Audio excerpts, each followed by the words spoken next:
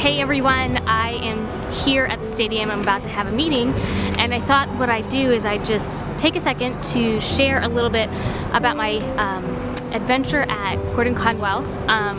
Today I did a mini presentation about my exegesis paper of Genesis, so I thought I would just share some of it with you.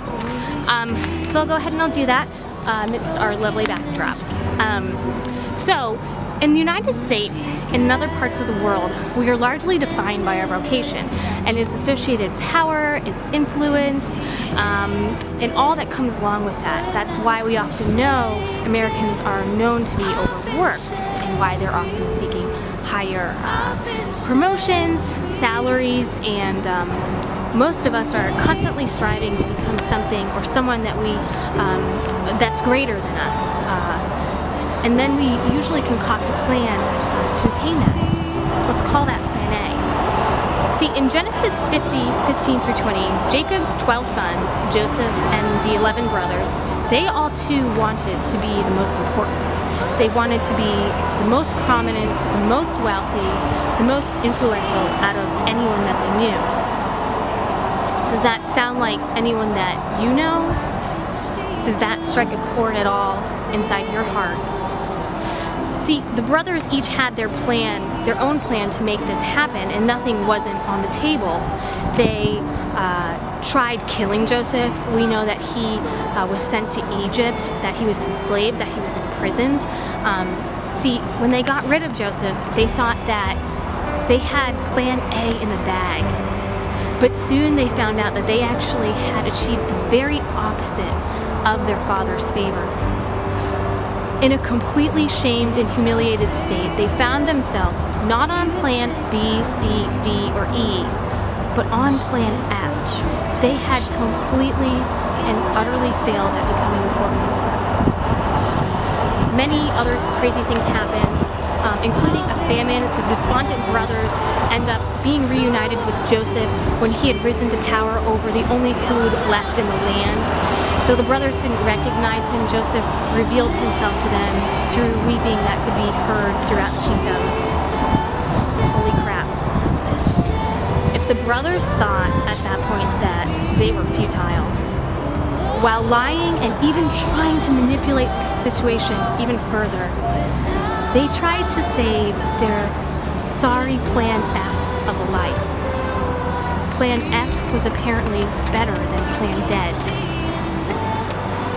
See, in the ultimate culmination of the book of Genesis, we see Joseph's quivering brothers, as they had believed their father's death finally triggered Joseph's retaliation for all the evil that they had done. But something amazing happened. In Genesis 15 through 20, Joseph settles this matter once and for all. He says, "You may not fear, because am I not underneath God?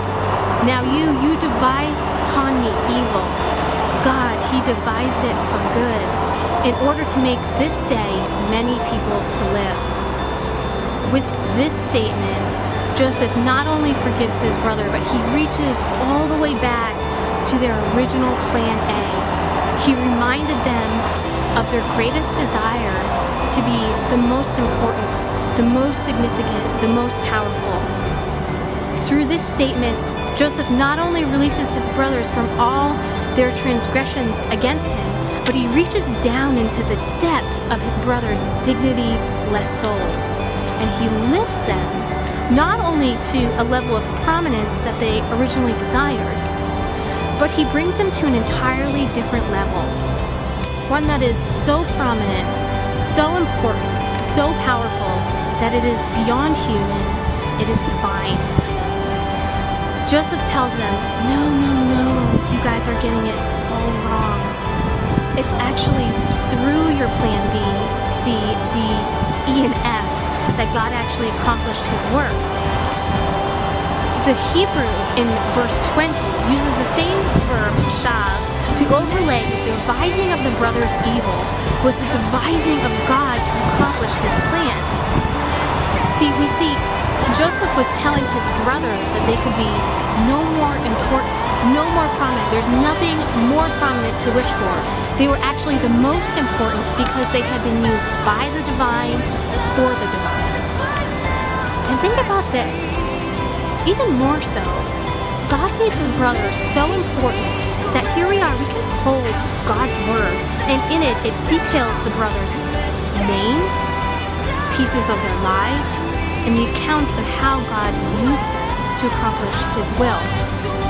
So, because all of this, as fellow sinners, who often we see Plan A slip through our fingers, and we have to live into the Plan B, C, D, E, and F of our lives, we can know this. We can know that we serve a God who specializes in accomplishing His Plan A through our Plan F. And that's it. I hope that blesses you as much as it did for me. And I hope you guys are doing well, and Merry Christmas.